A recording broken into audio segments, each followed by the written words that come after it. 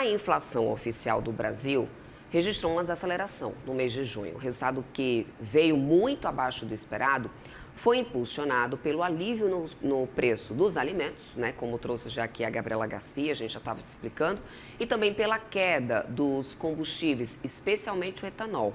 E aí tem essa questão da boa safra que tivemos do etanol, que acabou favorecendo nessa questão do combustível. A dúvida do mercado é se esse alívio de agora realmente vai abrir espaço para novos cortes na taxa Selic ou se trata apenas de um alívio pontual. A gente vai entender melhor toda essa história, a relação que a gente pode ter ou não desse IPCA agora mais baixo, com o Gustavo Sung, economista-chefe da Suno Research, que já está aqui comigo. Gustavo, sempre muito bom bater um papo contigo, meu querido.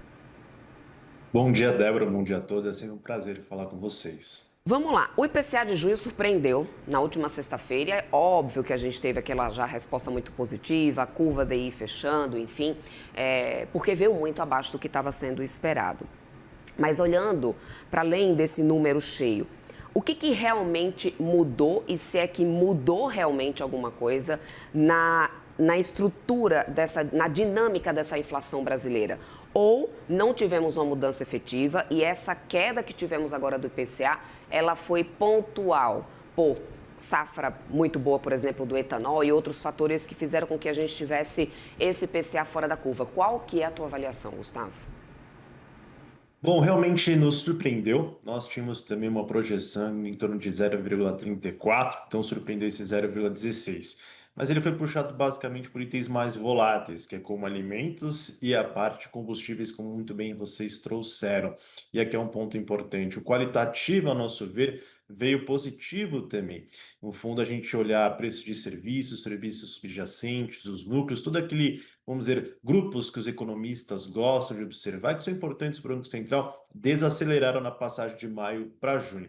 Só que tem um ponto importante. A gente precisa compreender se isso é pontual de fato ou uma tendência. E a gente precisa observar os próximos dados para poder ter um pouco mais de clareza. E quando a gente olha esses itens mais importantes, eles continuam um pouco ainda pressionados, e mais especificamente aqueles serviços intensivos em mão de obra. Esses aqui aceleraram diferentemente dos outros. E se nós olharmos na média móvel de 3 meses, que captam melhor as tendências, a inflação na ponta ainda está em torno de 7%. Ou seja, foi uma notícia positiva sim em junho, tem algumas preocupações e por isso o Banco Central ainda deve ter uma postura cautelosa nas próximas decisões. Agora, Gustavo, boa parte da surpresa veio de itens muito voláteis, né? E aí, ao mesmo tempo, a gente teve, por exemplo, vamos pegar o Boletim Focus de hoje. A gente teve uma baita de uma redução do Boletim Focus, que foi divulgado nessa manhã, para o ano de 2026. Pela segunda semana, se não me engano, consecutiva, porque na semana passada a gente já teve antes mesmo do IPCA, a gente já tinha tido uma redução dessa projeção da inflação para esse ano. Mas aí, em contrapartida, para o ano que vem, 2027, e onde está o horizonte relevante, a gente tem um aumento da projeção de inflação. Mesmo a gente tendo esse IPCA agora, né, que surpreendeu todo mundo, e como você muito bem estava explicando, as projeções, as expectativas me parecem ainda bastante desancoradas. Baseado nisso, a gente ainda deve ver desconforto do Banco Central em continuar a reduzir muito taxa básica de juros? Exatamente, eu acho que o diagnóstico ainda continua o mesmo, apesar desse alívio na inflação. Realmente tivemos um 5,2 hoje projetado pelo mercado para este ano, mas para o ano que vem subimos para 4,2, em 2028 ainda estamos em 3,7. E o ponto mais importante é que ainda existem riscos para o segundo semestre e para o ano que vem na parte de inflação, que é essa resiliência dos preços de serviços intensivos da mão de obra que são muito relacionados a esse mercado de trabalho no Brasil que segue aquecido. Temos a formação do El Niño forte ou super forte que deve impactar no final do ano para o início do ano que vem. Temos estímulos fiscais que ainda impactam positivamente a atividade econômica acima do seu potencial. Isso vai dificultar o processo de desinflação. E aqui é o ponto-chave que eu trago aqui na nossa discussão, que é o conflito. O preço do petróleo desacelerou, o que foi muito importante. Saímos ali em torno de US$ 90, estavam mais próximos de 70, o que trouxe um certo alívio. Porém, nos últimos dias tivemos novamente um aumento, um recrudescimento das hostilidades com ataques militares. O preço do petróleo antes da reunião está muito mais próximo de $80. De novo, acho que essa é uma variável que entra novamente na discussão. Precisamos ver o novo patamar desse petróleo, o que vai acontecer nos próximos dias. Somado a todos esses riscos, é por isso que o Banco Central dificilmente, a meu ver, deve continuar realizando diversos cortes e deve manter o mesmo diagnóstico, que é de preocupação ainda com o cenário inflacionário. Mas você acredita que a gente tem uma tendência maior para um corte de pelo menos 25 pontos? De acordo com o Boletim Focus, era isso que a gente teria, né, ainda nesse ano, chegando a uma Selic final de 14%. Considerando que em outros momentos a gente já ouviu de diversos, até mesmo o próprio Banco Central falando sobre uma certa gordura que a gente tem agora nessa taxa Selic, essa acomodação de 25 pontos, o que ela poderia trazer? Um recado maior para o mercado do que efetivamente uma mudança estrutural na política monetária? Existe ainda essa gordura, de fato. A gente na Suno, nós temos uma projeção de 3,75 há algum tempo já. A gente acredita que o Banco Central pode cortar. A grande discussão, ao meu ver, é se é possível cortar na próxima reunião em agosto ou esperar os próximos dados e ter mais segurança que o dado, por exemplo, de junho é uma tendência ou não, e a gente vai continuar observando melhoras em outros grupos importantes.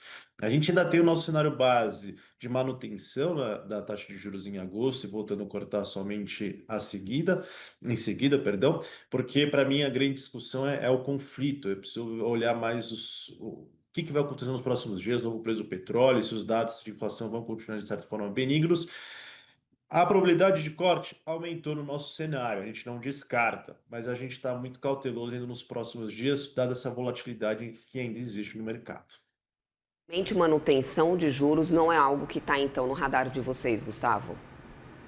Desculpa, perdão? Manutenção de juros. Se o Banco Central opta por não continuar com essa condução, já que o balanço de risco ainda pesa muito mais do que os fatores, né, que seriam mais otimistas. A gente tem muito mais fatores inflacionários hoje no nosso radar do que o contrário. Então, se o Banco Central optar por manter juros inalterados, mesmo depois desse PCA mais fraco, qual que é a mensagem que estaria tentando transmitir nesse momento? Eu acho que é uma mensagem positiva, porque nosso cenário base é de manutenção, por conta dessas incertezas que existem e para calibrar melhor a política monetária com os novos dados a serem divulgados. E aqui é o ponto importante, né? Existe aquela desancoragem que você muito comentou das expectativas de inflação, que eu acho que para 27 estão ainda mais desancoradas e o Banco Central prezar por parcimônia no momento para realmente compreender a evolução do cenário, por enquanto, a meu ver, é o mais positivo. E aí depois, nas próximas reuniões até o final do ano, ele tem um pouco mais de segurança para realizar os próximos cortes. O dado de junho de inflação, se continuar nessa tendência, aí sim acho que a probabilidade de termos mais cortes pode ser de fato realizado. Mas por enquanto, ainda prefiro esperar um pouco para ver antes de tomar qualquer decisão. Só para a gente amarrar o nosso papo aqui, Gustavo, olhando especificamente para o IPCA, lembrando que, né, estamos agora no segundo semestre, temos muitos fatores aí também para ser acompanhados. O efeito climático do El Niño, como você já muito bem mencionou, que há essa expectativa por um evento muito mais forte, né, do que em outros anos, em outros momentos. E a energia elétrica já foi o calo no sapato, né, dessa inflação, no caso desse mês. O que esperar? Quais setores, quais grupos podem se tornar as maiores preocupações nesse segundo semestre em relação ao IPCA?